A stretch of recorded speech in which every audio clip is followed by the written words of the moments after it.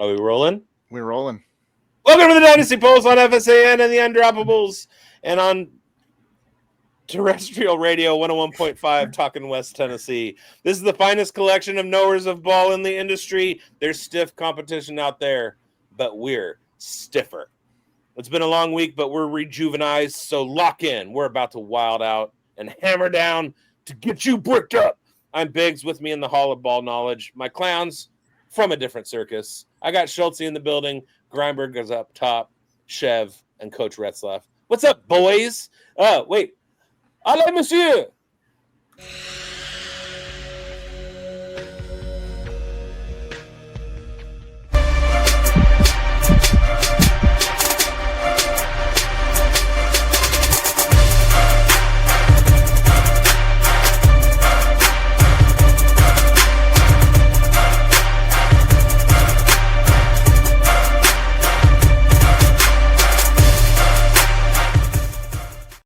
Because I always fumble with the 101.5 talking Tennessee line, and right as I was getting to it, a call came in and just went whoop right over where my words were. Welcome to the Dynasty Pulse. It's Wednesday, July 2nd, which that means nothing to you because this day is already past, time traveler. We're the beat beneath the board. We're talking value hunters in the middle rounds. How are you guys doing? Ready for these 4th of July celebrations? Tony the I Tiger. will consider us on the map, and we have made it when we reach extraterrestrial radio. We are out of this world, and so is this show, folks. Yeah, we are going to get into some crossfire stuff, and it's a great day. Hopefully everybody's enjoying the festivities. Whether you're doing, hopefully it's all safe stuff, right? And we're in startup season, and the board is wide open. But once you're out of the top 30 picks, the real work begins. So we're talking crossfire this week. It takes us straight to the heart of every dynasty build, the rounds. We're going to go 4 through 13, 14, we'll say, where titles are quietly won and lost. Each of us will take 2 specific rounds. We'll lock in on one player from each of these rounds, which we believe is a draft day steal. Maybe it's a post-hype breakout. Maybe it's a steady vet no one gets excited about. Maybe it's a young riser who hasn't hit their ceiling yet, or it's, the zone where your rosters are made or broken. So we're going to find these values. We're not going to challenge each other too much because I think we're all very similar pages here, but we'll have to see. Crossfire always brings some excitement. So let's get the crossfire going, Schultzy, with our vid. I loudly win.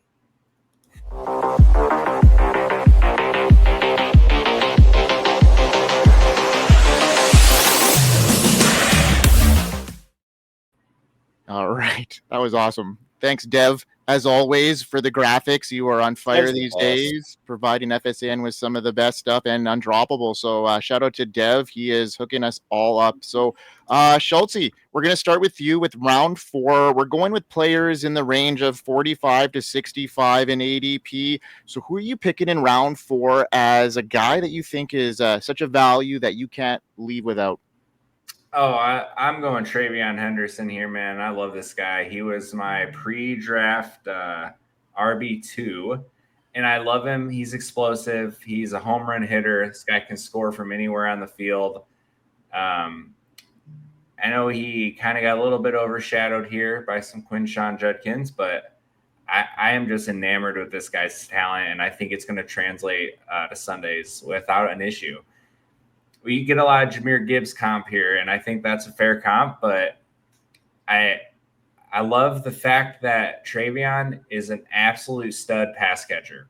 That we talked about in the fantasy forecast last week, but sure, pass blocking is not going to get you any points in fantasy, but it's going to get you on the field.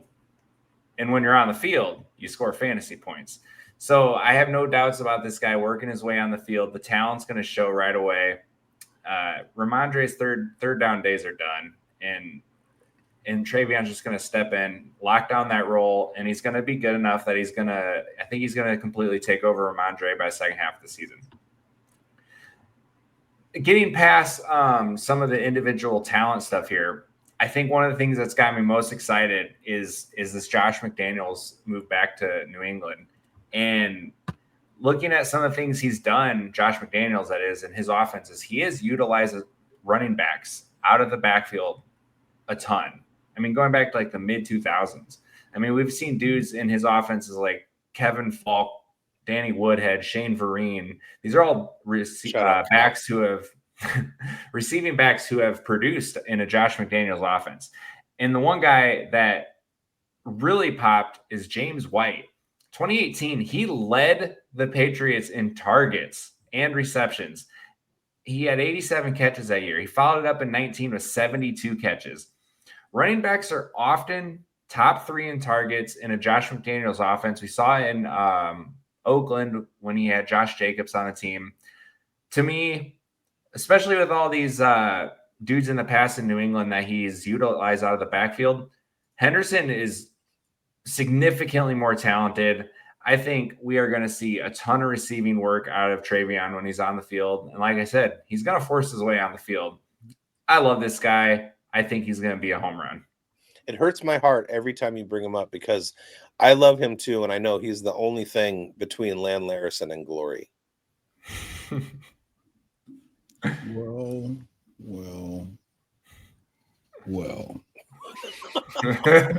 I love it. Let's go, Chev. Hit me. The anticipation is here. We've reached an inflection point here, boys. 6 minutes and 36 seconds into this episode. So we're talking about TreVeyon Henderson. And the one thing that is for certain is that he is one of the most dynamic players in the entirety of the NFL, the 2025 NFL draft class. TreVeyon Henderson was, absolutely phenomenal. One of the highest rated players in the history of 24/7, breaks out as a true freshman, then suffers some injuries, stays all 4 years, tandem backs with Quinshon Judkins on the way to a national championship.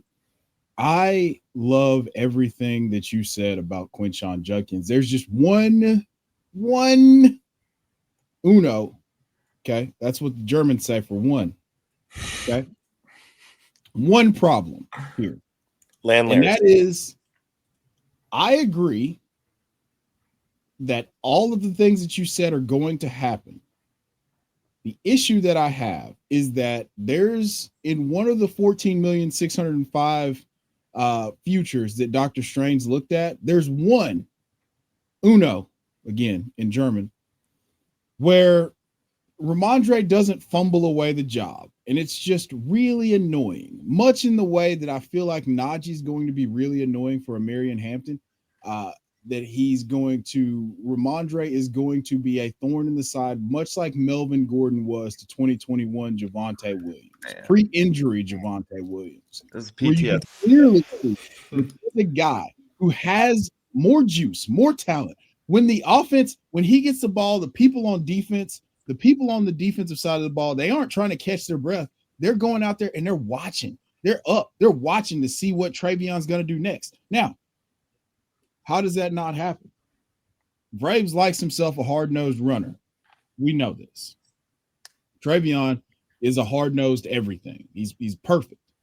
But they also have a financial commitment tied to Ramondre Stevenson. And if Ramondre is not fumbling the football, he's going to be involved.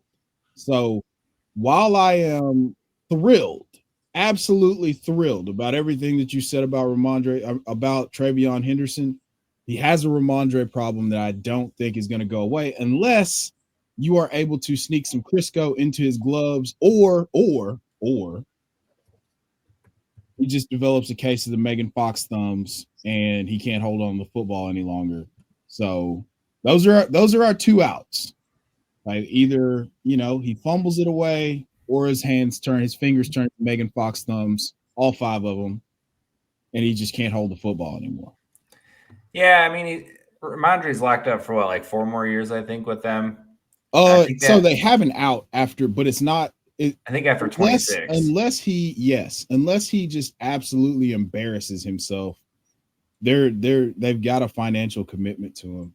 He's cuttable in 2026. He's cuttable.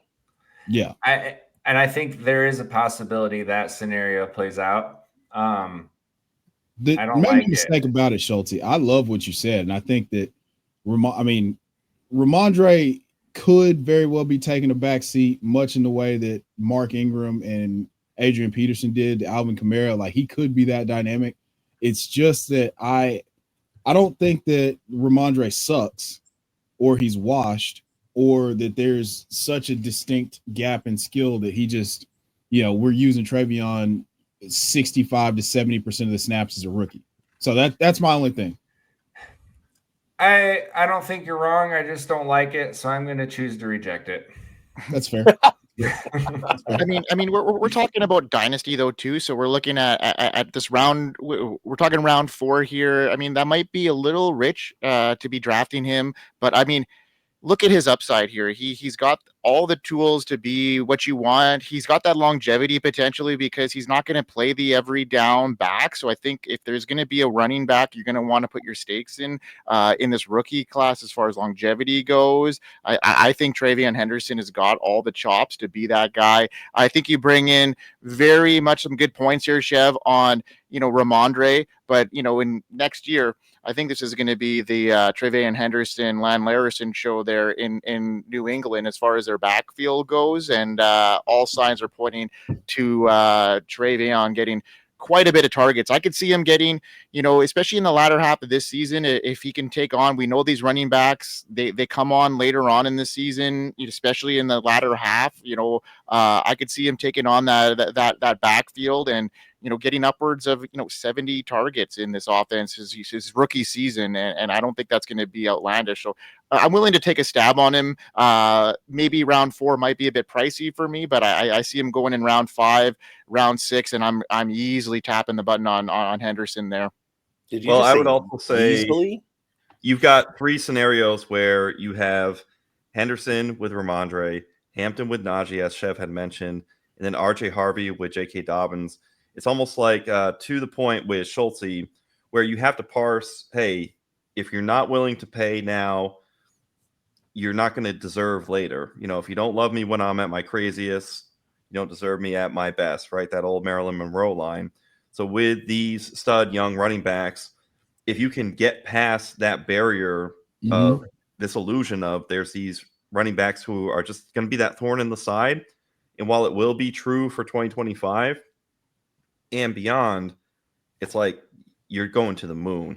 So if you had a trip to the moon, metaphorically, I don't think you stop that up. So I think that's where you go and get Henderson. But to Chev's point, it's going to happen where Ramondre is going to fall in the end zone. It's going to be a thorn in your side. I was talking to somebody today, RJ Harvey. It's going to happen. RJ Harvey is going to get inside the 5, get subbed out. J.K. Dobbins, baby, pounded in, and X will tilt. It could be week 5, 3, 8. It's going to happen enough, but it's not going to outmeasure the endurance of the value of all 3. Yeah. Timeline for the 3 touchdown J.K. Dobbins performance is going to hit like crack. Oh, buddy. All right. And don't forget that Ramondre lost time to Ezekiel Elliott in 2023, plus he was hurt. And then last year came back and he was by all means the lead back in that room, and he still averaged less than 4 yards per carry. So he may be too expensive to cut, but he's not too expensive to put on the bench if TreVeyon is averaging 5.2 yards per carry.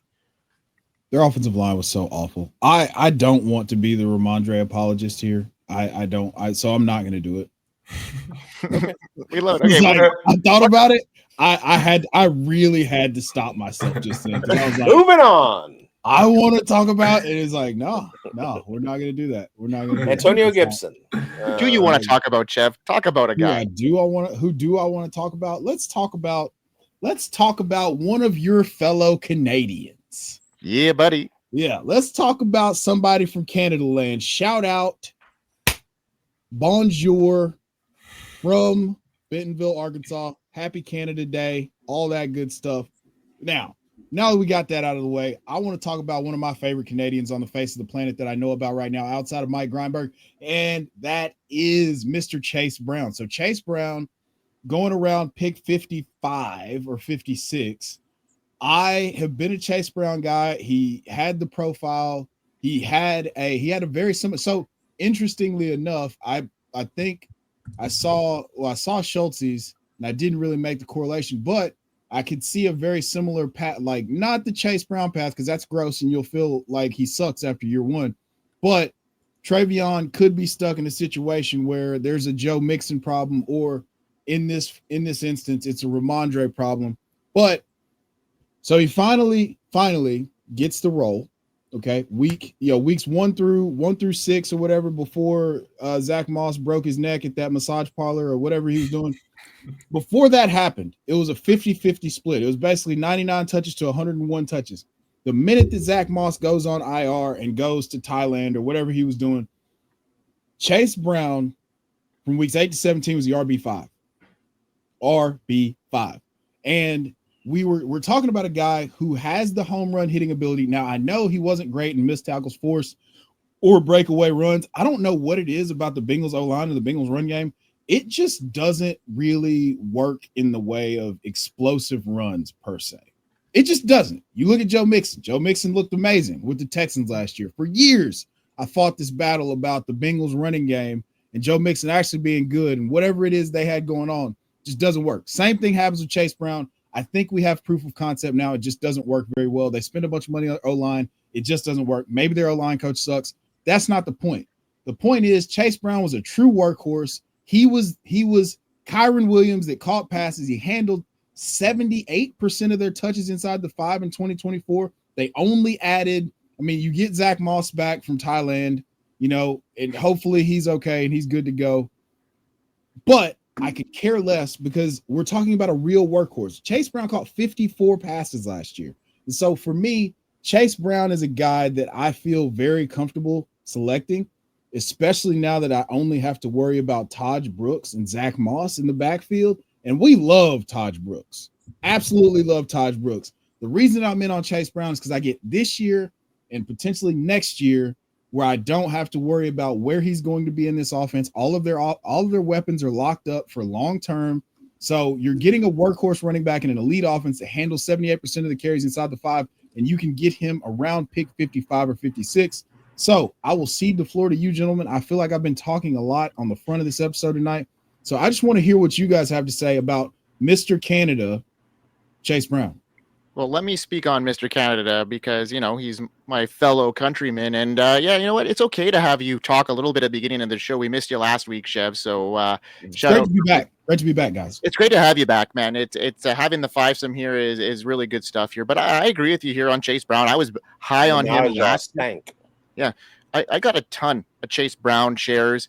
He was a league winner for me last year. Got him in a lot of lineups that were in my championship roster. So I love your call here.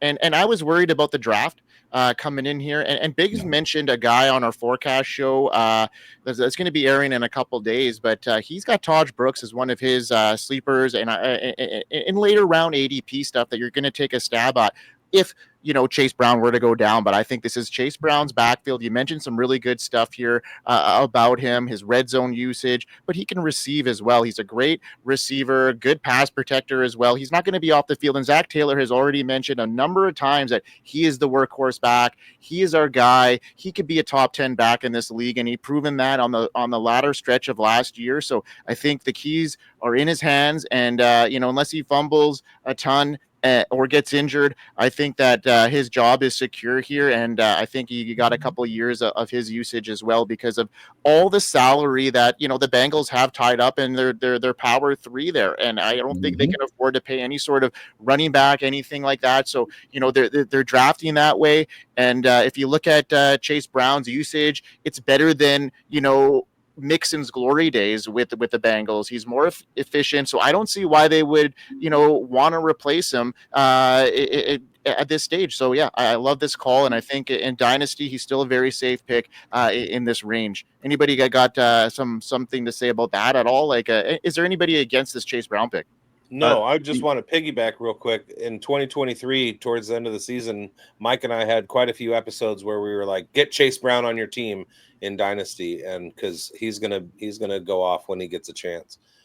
The only bearish thing that maybe presented itself to the Bengals themselves was that game, Week 17, where Chase Brown got hurt right at the goal line. Remember, Joe Burrow got to rush in for the touchdown on the very next play.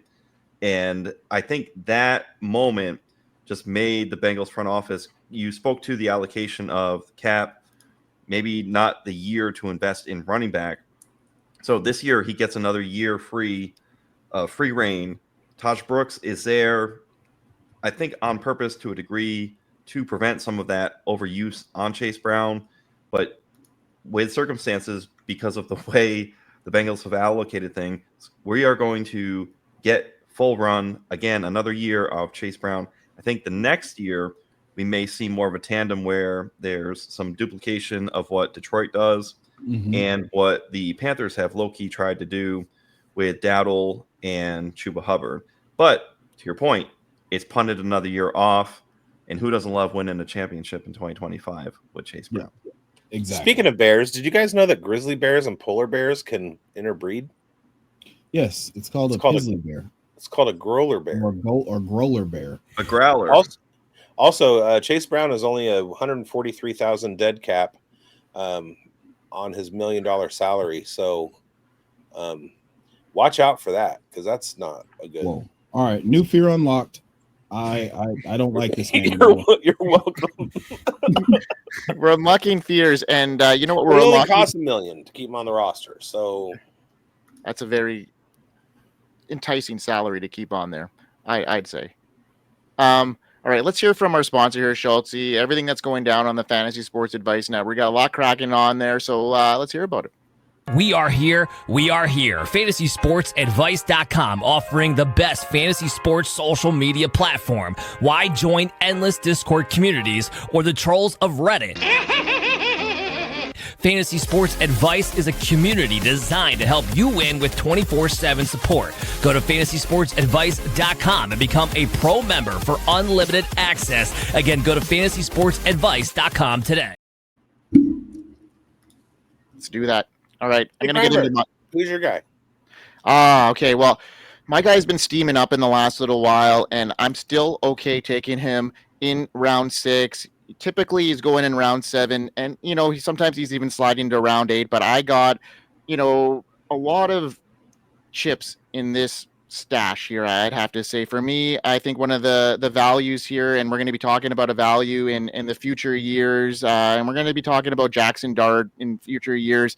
He's being drafted in the 77 overall range right now in Dynasty Startups, QB 23 overall, and I'm fully on board. He brings, that strong arm talent, good mobility, and some leadership, the kind of profile that can blossom into a fantasy starter with the right development. I don't think he's going to be starting right out of the gate, but maybe after their first week bye, I think it's week 6, I could see Jaxson Dart taking on here, and might give Brian Dable a little bit of breathing room if the season gets derailed, if they have a rookie in the lineup over, maybe a veteran like Russell Wilson, if things don't go awry right away for the Giants.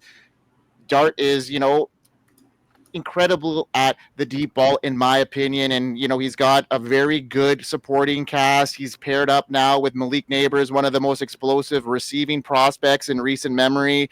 That move wasn't just about getting a weapon. It was about setting up Dart for success. I think that this is a great tandem here. He's not just a stash for me. He's got top 10 upside in the right scenario. And I think maybe this year, potentially next, is where Jaxson Dart is going to really return some value. And if you can get him in round 6 or 7 in a startup, I think that's where the value is going to be increasing here. And maybe next year I could see him be going in, the rounds 2, 3, potentially at that stage. He's a future starter and a top 10 potential, 92 PFF grade overall, second among the 56 drafted eligible quarterbacks in 2024, 7.1% big throw rate. That's second in the class, showing that he's got a legitimate arm, 94.3 clean pocket grade. That was second in the FBS, elite when protected. So hopefully that O-line can be a little bit better, and some pass protection might help there, and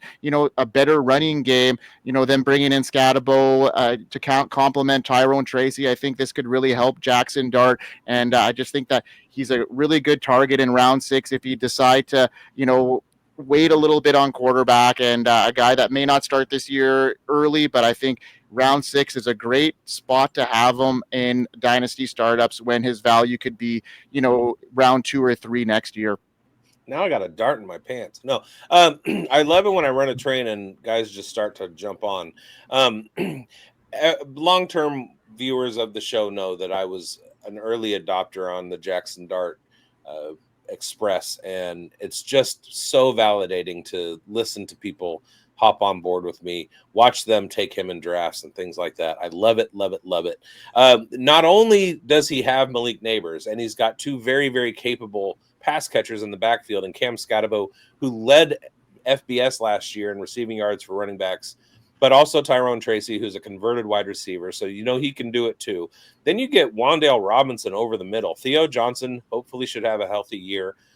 But let's not forget the new wild card, and that's Jalen Hyatt and his 15 to 20 pounds of muscle that he somehow added in the offseason. I thought that was only dirty if it was Barry Bonds. Anyway, no, Jalen Hyatt has been working his butt off to become relevant for the Giants as a receiver, and more than just a deep threat, which he was before. So I think you're right. I think they're building the offense correctly in support of Jaxson Dart, and I expect him to take over. I'm probably a little bit early, but I expect him to take over before week 8, and I'm fully on board with you. What do you guys think, Coach? Jeff, you got anything? Are you silent? What are your thoughts on him in round 6 as a starting quarterback? It's not my turn. It's not my turn to talk. We want to hear some fire. No, it's not. Okay. Nobody wants to hear what I have to say about this. Bigz elaborated on that wonderfully, masterfully. There it is. Jaxson Dart is just too big to fail. Talk about your round 7 guy, bud. Are you talking to me? You talking to me? It's Bigz. It's Biggs' turn, I think. It's Biggs. I apologize. I can't read. Feedback on the Jaxson Dart thing. Nope. What do you think about Jaxson Dart, Schultzy? I mean, I do like him. I don't think I'm quite as far as you are on him, but I mean, the rushing stuff is definitely there, and I mean, it gets talked about and hit on all the time with quarterbacks. And if he's going to go, I mean, he's got the potential to rush for 600-700 yards, and that, I mean, it seems a little crazy, but I think he can get there. And he's throwing to Malik Neighbors. Just force feed that dude and let him score points for you. So yeah, I think I would tend to fall for some of the other quarterbacks in this range in a startup situation, but like, I don't fault anyone for leaning this way. So, question for the room: Jaxson Dart, Brian Daboll, Giants front office trying to save their jobs.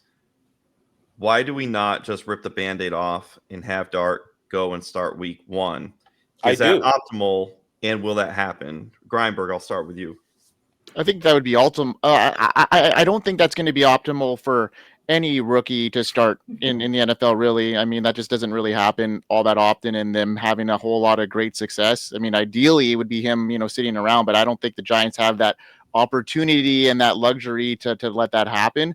I think Daboll's on a short leash, and I think that's going to, have a big play into what's going to happen here. And, I think that he's going to start the season with Russell Wilson. And as soon as something falters, and there's some adversity there, I think Jaxson Dart's going to get put in right away. And then we're really going to have to see how cerebral he is and how much he could really lean on the guys around him, like Big says. And if it's as good as, people think that Malik Neighbors is, I think that he could be sustainable. I think he could do okay. And it can't be any worse than what the Giants have done in the last couple of years. And, they moved up. So, they're showing their cards here as far as what they want to do in that position. So you don't move up in the first round if you're going to tank next year and want to get the first overall pick, because I just don't see that happening now because of what they've done.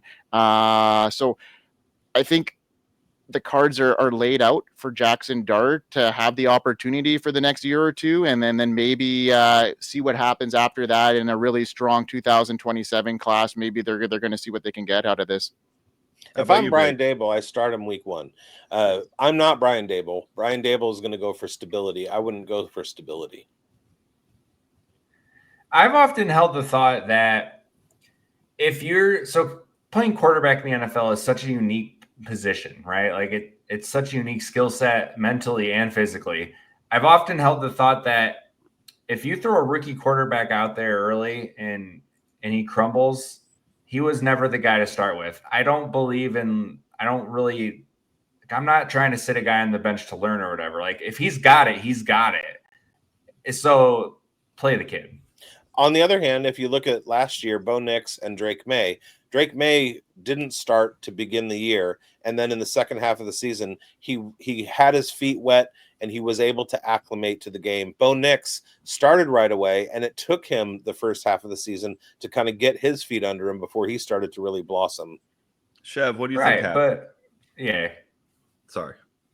No, I was just gonna say, but both guys appear to what have it, and it showed out. So yeah. That's a great point, Schultzy. I would like to point out the differences that Drake May was behind a paper mache offensive line, and the Broncos offensive line finished first in run block win rate and pass block win rate. So like he just situations totally different. I do love Bo Nix and Drake May this year though. I hope for a very similar outcome with Drake May and Jaxson Dart. I think that the Giants are going to suck real bad. The problem is I think they suck so bad that everybody gets fired, and then we're kind of back at square one trying to figure out what in the world to do with Jaxson Dart. I also think that the fact that he's having to actually spit out NFL nomenclature and learn a snap count and do all that stuff is part of the reason why he's not going to start the season. It's just a tremendous learning curve. I trolled bigz about Jaxson Dart. I mean, I don't think he sucks. I just think that there's a lot of growth that needs to take place for him to be a successful NFL quarterback in my like long-term successful, not like Will Levis successful where he goes out and throws 4 touchdown passes and then you get fooled into thinking that like maybe he's a franchise quarterback and then he just kind of turns into a meme every single week over week. I'm sorry. I apologize. I'm sorry. I blacked out a little bit just then. I'm back with you guys now.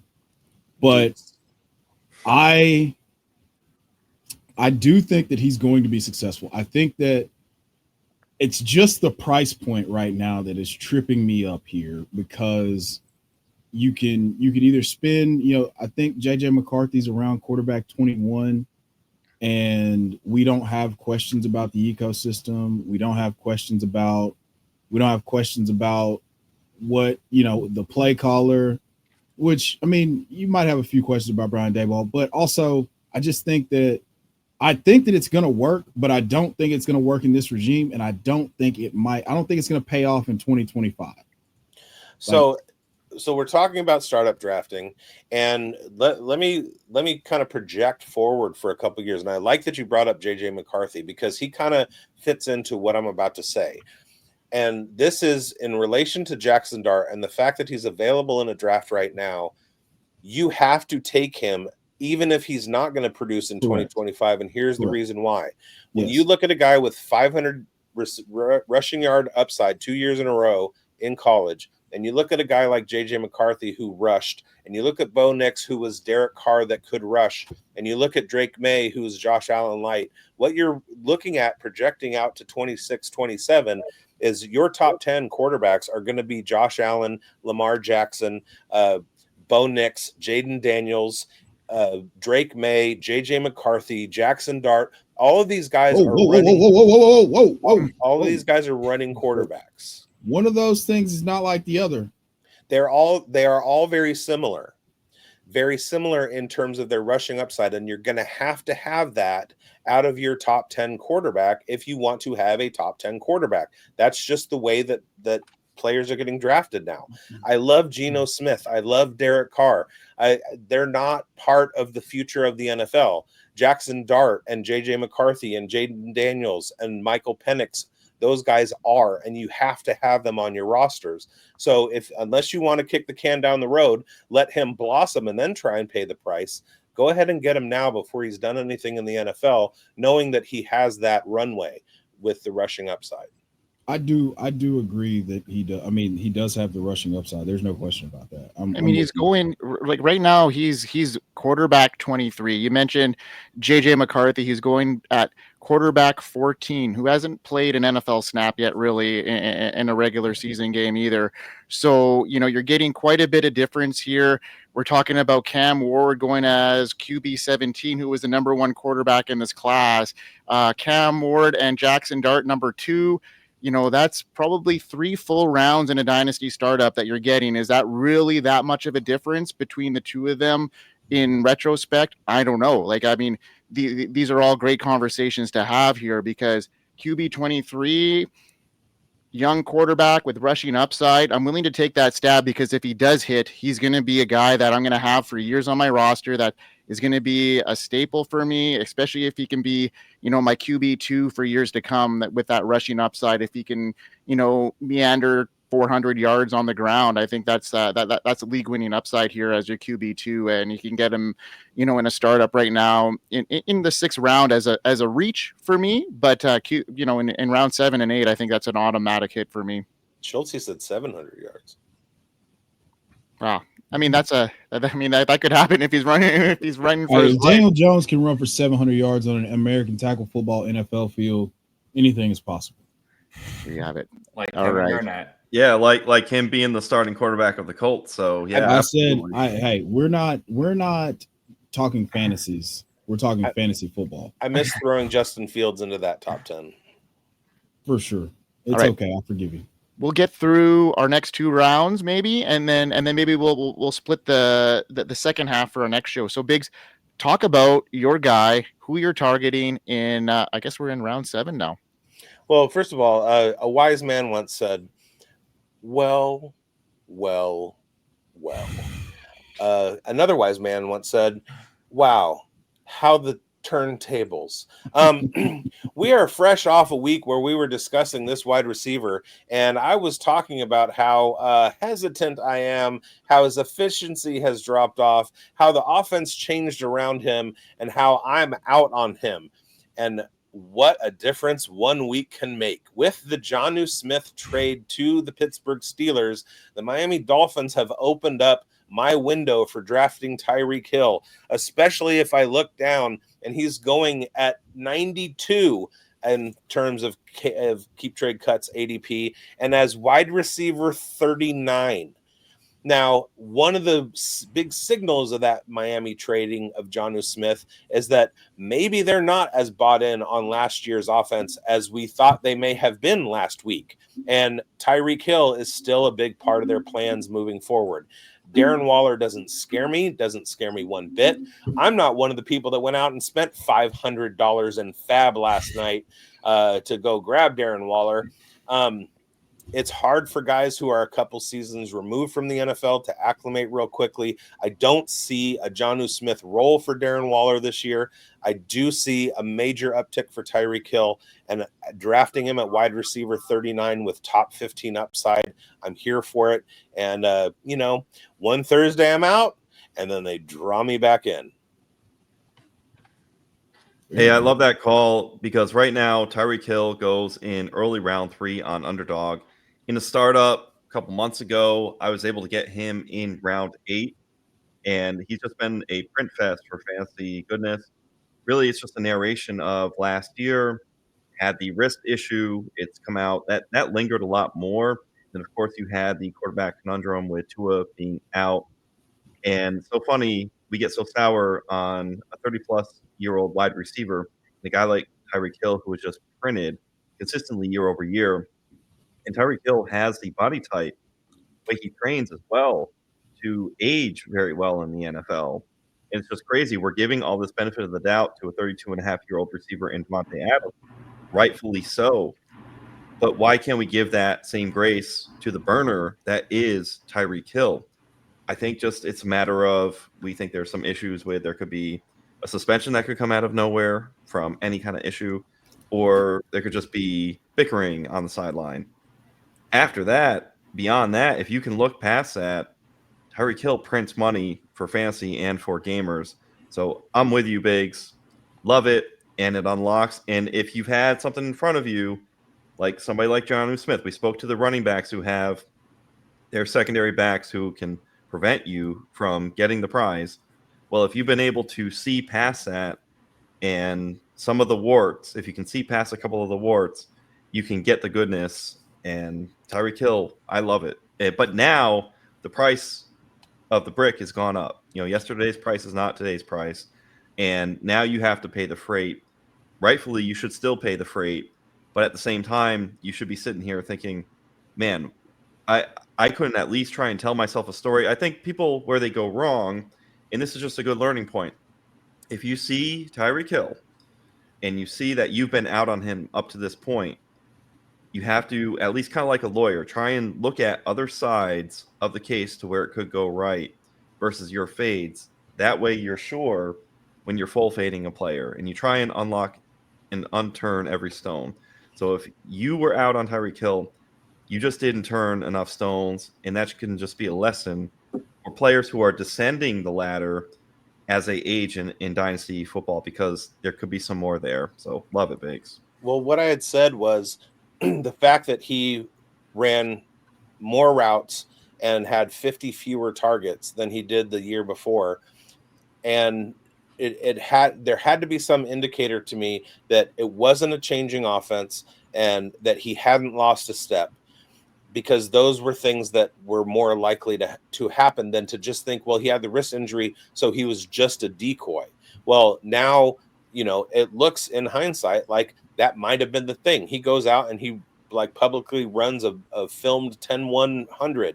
If he can keep doing that, it doesn't matter how old he is, we can track that he hasn't lost a step, and I'll keep drafting it. A Darryl Green, but on offense. Buddy, you saw that? You saw a video of Darryl Green? Y'all seen that? Yeah. Incredible. 65. Dude, I tried to pull my trash down my driveway backwards. I almost fell down today. So him being able to do that at 65 is crazy. But I agree with you, bigz. My only thing is that he went from third in the league in first read target share to 38th, which also supports your point that he might have been way more injured than he let on. And he could not, the dip in targets, 120 targets is still nothing to sneeze at, but going from 170 to 120 is significant. And then going from fourth and first read target share or third to 38th is more support of your point. I got something to add to that before, Coach, we get into your guy here.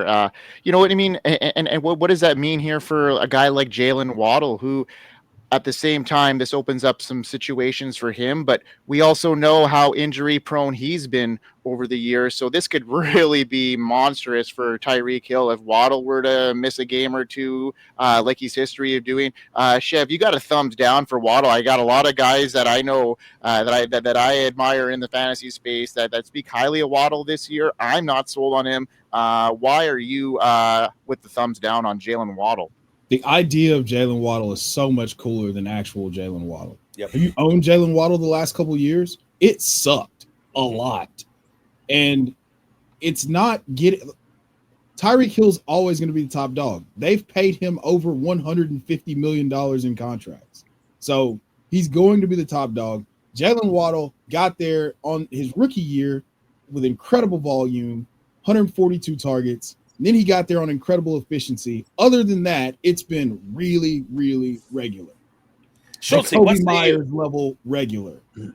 Yeah, so on our redraft show, I don't know, was it last week, 2 weeks ago, whatever it was, I talked about how I had some real concerns here. And for me, the deep targets got cut in half. His yak numbers were significantly down. His yards per route run were 35th in the league or something when he was king of the league in that stat the last few years. And it all kind of pointed to me to say Mike McDaniel is kind of transforming how the offense runs. And I was scared of the target stuff. We saw another 80, 90 targets for Waddle, and then 110 for Jonnu. Well, and you meant, and now that John is gone, we have to take this into account and pivot. And I think what you're saying is right. And on the Darren Waller stuff, I'm out there too. Like, that dude's not getting 110 targets. He's a couple of years.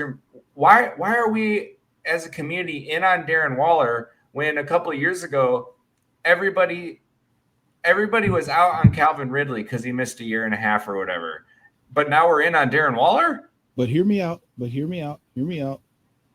he played the Dolphins in 2023, he did have 11 targets and 8 catches for 86 yards. And I still couldn't trade him. Just hear me out. I'm trolling, dude. I but can't. I'm trying to sell him for a third just so I can absolve myself of the, I got him in a couple leagues.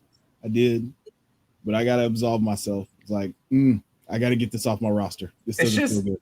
It's wild to me that a year in and year out producer like Calvin Ridley gets the suspension, works his tail off, working out constantly while he's suspended. And the number one narrative is he hasn't played in a while. He's going to suck. And then now we got this dude who has hardly stayed on the field, hasn't produced in 5 years, quits the NFL for a rap career, and now we're all in. Yep. Making terrible auto-tune rap songs.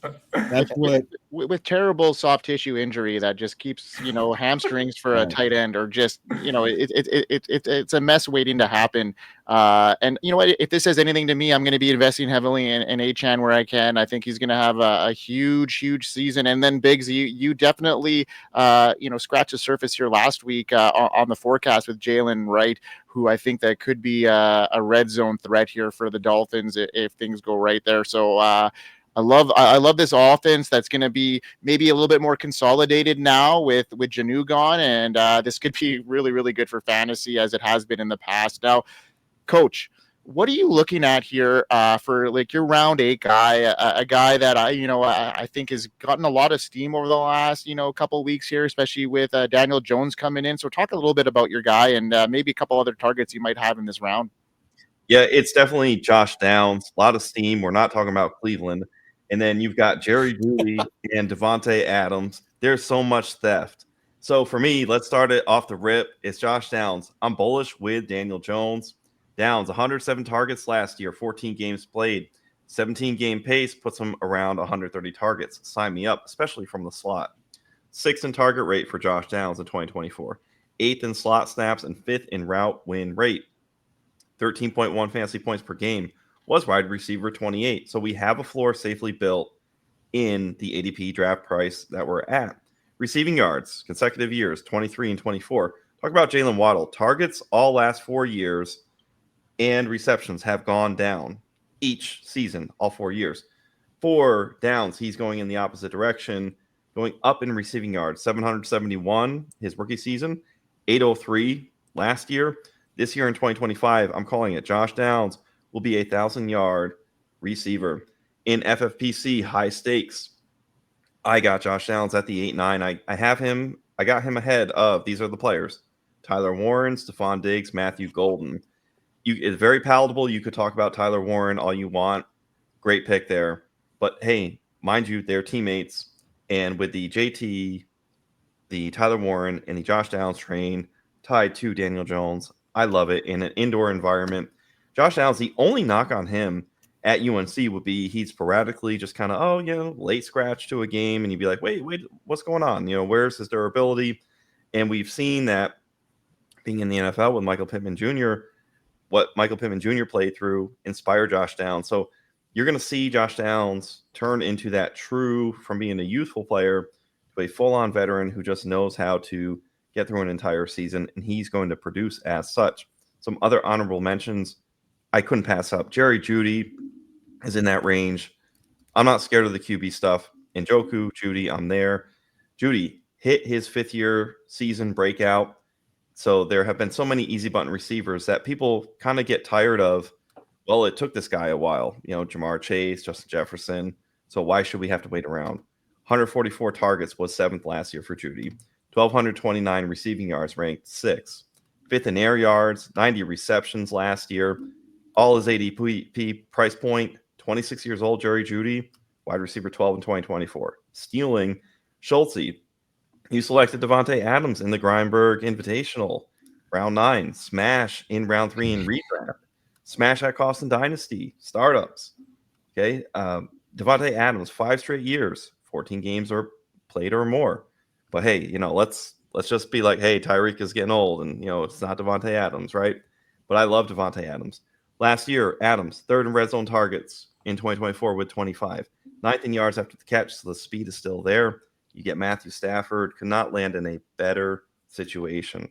So it's Downs, Jeudy, and Adams. You're just theft all over. You're just mad that you don't have 3 picks in this round. My only quibble with that is Jeudy. I say take Devontae Adams, let Jeudy go to somebody else, and then draft Calvin Ridley and Cedric Tillman after that.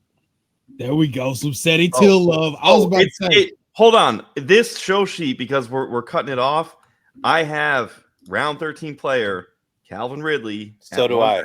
He's this year's Terry McLaurin. We both put him in the show sheet. You guys are going to have to revamp the show sheet for next week, because we're going to get back to the latter half of this draft, because there was some great content here. We talked about some great round action here. Schultzy, what do you have to say about that coaches, Josh Downs, maybe some Jeudy action? Anything to comment on that before we hit the road?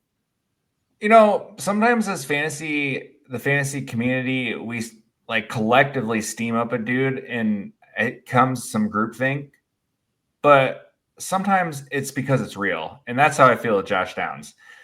You mentioned the arrow going up through the first 2 seasons, and the arrow went up stat wise, target wise, reception wise, yards wise, touchdown wise, and 3 less games. So yeah, dude, we're going to keep going up here for Josh Downs. And when you're looking at Daniel Jones, we've seen Daniel Jones funnel, God, how many targets to Wandale that one year?